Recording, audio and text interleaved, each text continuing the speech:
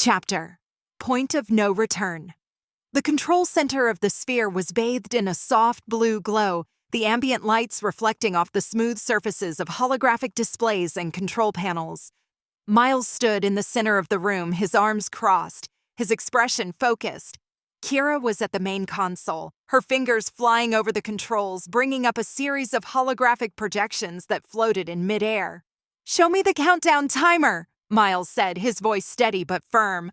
"I want to know exactly how much time we have before the anchor point destabilizes." Kira nodded and swiped her hand across the console.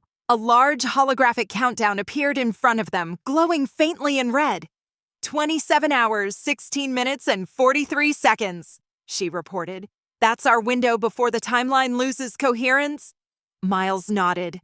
"And the anchor point detection? I need to be sure we'll land back in the right timeline when we jump." Kira expanded another hologram, displaying a complex array of data streams and energy signatures. "The anchor point is stable for now," she said. "The system is calibrated to lock onto our timeline. As long as we jump within the countdown window, we'll return to our original timeline intact. If we miss it!" Her voice trailed off, but the implications hung heavy in the air. "We won't miss it," Miles said firmly. "What about the negative energy spool? How's the containment looking?" Kira tapped a series of commands, bringing up a holographic model of the sphere's core.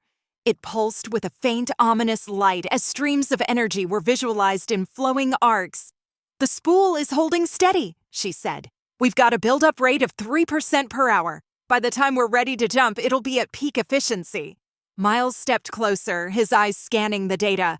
"Good. Now, show me how Atlantis is going to end tomorrow. Earthquake, volcano, tsunamis. What's the sequence? What's the window we have to jump?" Kira sighed and brought up a detailed holographic map of Atlantis and its surrounding area. The visual highlighted fault lines, underwater volcanic activity, and weather patterns. "The earthquake will hit first, right along the central fault line," she said, pointing to the map. "That's going to trigger the volcano's eruption shortly after, which will send shockwaves across the region. The tsunamis will come last, wiping out whatever's left of the city. The entire process will take about 2 hours from the first tremor." Miles frowned. "And where are we in relation to all of this?" Kira zoomed out the map, overlaying the sphere's location. "We'll be at the edge of the seismic activity zone. The sphere can withstand the tremors, but we'll need to be gone before the tsunamis hit. Our jump window closes 30 minutes after the eruption." "Noted," Miles said, rubbing the back of his neck. "Anything else I need to know? Anything that could throw us off?" Kira hesitated for a moment before bringing up another hologram.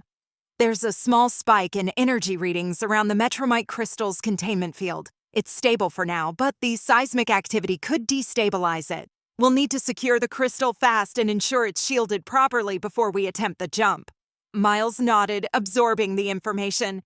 "We'll need to be fast, efficient, and ready for anything. Keep monitoring the systems. If anything changes, I want to know immediately." Kira straightened and gave a curt nod. "Understood." Miles glanced at the countdown timer once more, his jaw tightening as the numbers ticked away. "Tomorrow, we make history," he muttered, more to himself than to Kira. "But first, we survive." His gaze shifted back to her, his voice dropping lower. "Atlantis isn't going to give up the crystal without a fight. I need you ready for the worst, Kira." Kira didn't look up from the console, her fingers flying over the controls. "I don't need preparing, Miles. I know what's at stake."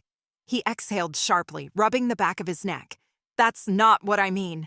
He hesitated before turning to her, his expression unreadable. "Listen carefully. If we don't return tomorrow, if something happens, if we're trapped, wounded, or worse, you need to jump. You need to go home." Kira's fingers froze mid-motion. For a long moment, she didn't move, didn't speak. Then slowly, she turned to face him. "You're actually serious?" "Yeah."